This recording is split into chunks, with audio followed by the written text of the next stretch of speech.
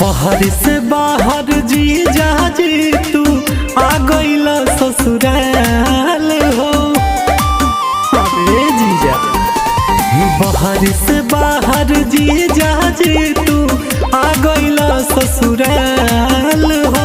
बहर से बाहर जी जा जी तू आ गईला ससुराल। दीदिया जानी तो बिना रंग के कदी गलिया लाल। दीदिया जानी तो बिना रंग के कदी गलिया लाल।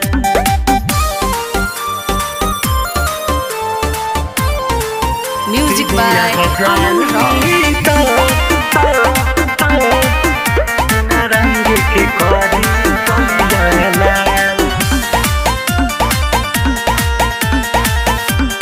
Happy recording studio बंदेरा।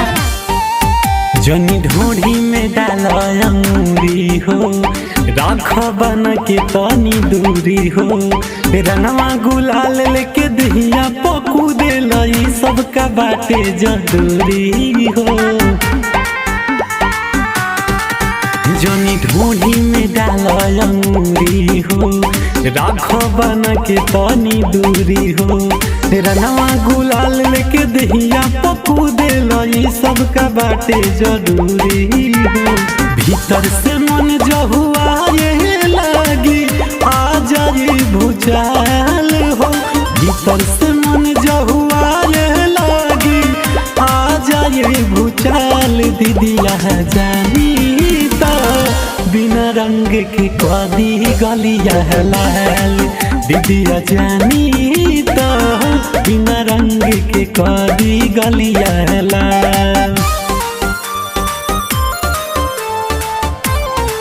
Music by Aman rock.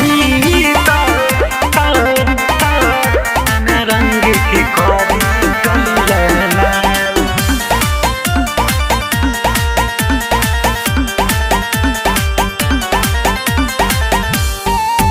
बड़ा नासा में नहीं लजाल हो, पुआ पकौड़ी कुल खाल हो।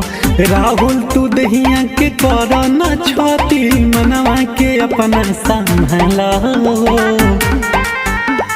हाँ बड़ा नासा में नहीं लजाल हो, पुआ पकौड़ी कुल खाल हो। राहुल तू दहिया के कर न छोटी मनवा के अपना संभाल हो। काछे उमर बाट सूरज जीजा राख तू ख्याल हो। काछे उमर बाट सूरज जीजा राख तू ख्याल। दीदिया जानी तो बिना रंग के कदी गलिया लाल।